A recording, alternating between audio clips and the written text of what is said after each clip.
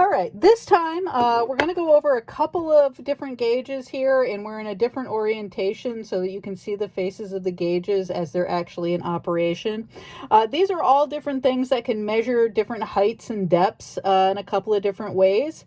I'm going to start with the digital example first. This thing here is a digital depth gauge. And you can see on here that it's kind of similar to our digital calipers. You've got this long shaft and a digital base here. The difference being that it's done in this orientation. So when you're placed down on the table here, you should be at 0. And we can see that if we weren't, we would adjust this and press our 0 button. So when you want to take a dimension, you can take and put this little arm on here and then drop that stick down to the table height, and it's going to give you a dimension there. And we can see we've got, oh wait a minute, we got to come all the way down here. We're at 0.7365. all right, so you want to try to make sure you're lined up there. What we're measuring here is a little bit flexible, so we're going to see some differences in these depths here. So now we've got 0.737, and what that's showing you is this dimension here. So that's how far that's sticking out from this base plate down to the table is the dimension that you're getting there. So if we try to figure out our discrimination on here, if we move this up and down, we see we've got 4 decimal places. Does it increment in 1s or 5s or what? Well, we see we alternate again between 0 and 5. So just like we had in our digital caliper, we've got 4 decimal places, but that last decimal place only changes to a 0 or a 5. So our discrimination for this gauge, and this is the digital depth gauge, is going to be 5/10,000ths of an inch, okay? This gauge can also be in metric, so let's change it over to metric, and what do we see here? We see that we've got, so this is 18.77, so we've got 2 decimal places. What does that increment in? It increments in 1, so 2 decimal places incrementing in 1 gives us a discrimination of 1/100th of a millimeter, so 0.01 millimeter, okay? So there is our digital version of this gauge. All right, there's a couple of other gauges that you can use for measuring depths and heights.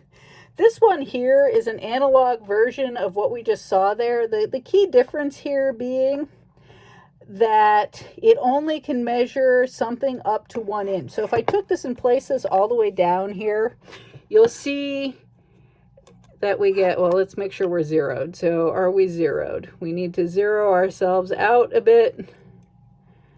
All right. And if you put this all the way down, you can see you've got a couple of dials moving around, and you don't have that big of a difference that you can make in this height. It's about 1 inch. It's actually a little bit less than that because of the fixturing we have on here. But so how this works is you actually have to kind of read it backwards, which turns into a theme with these different gauges.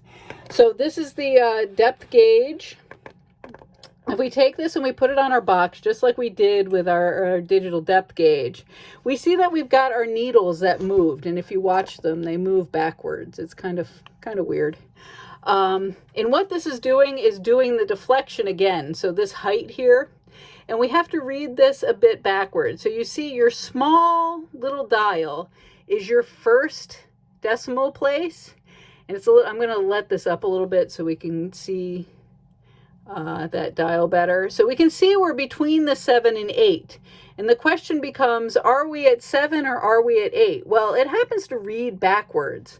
So you have to look at it from that direction. So our decimal place, so we're looking at it clockwise. So our first decimal place is going to be a 7. This time when we look at this, now we got to look at our dial here. And again, which way are we reading? Well, you can look at your numbers here. 0, 10. So we're between the 10 and the 20, and we're actually at that halfway point.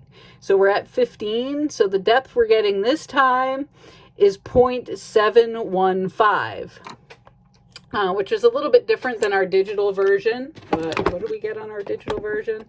Oops, let's put us back here. 0.7375. So I think I'm off on my calibration on my gauge.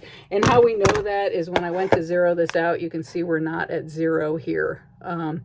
But conceptually, that's how this thing works. And that's a learning point with all of these gauges, as you could possibly be out of calibration.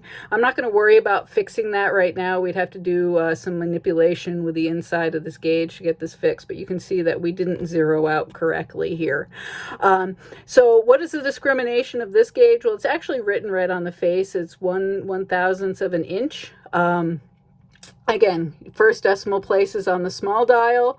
Next two decimal places are on this larger dial. The other gauge that I have here is another digital version.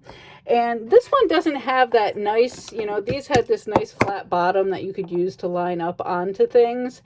This does not have that fixture on it. This is basically fresh out of the box. It hasn't been fixtured for our particular needs here. So kind of all we can do with it.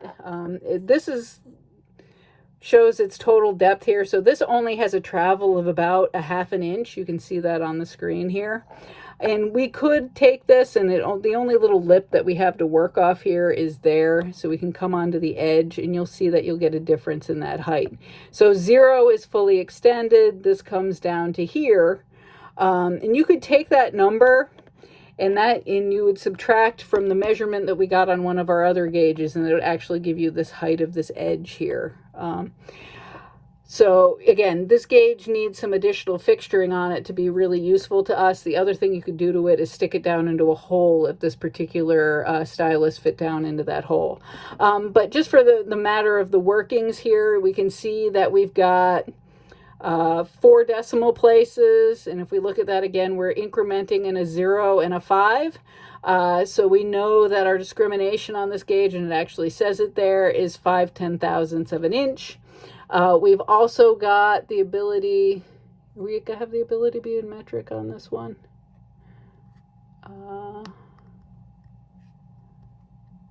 No, this is only an inch gauge. So you only have one discrimination for this particular gauge that we have here. So again, it only has a travel of 1/2 inch. It needs some additional fixturing to be useful to us, but our discrimination is 5/10,000ths of an inch.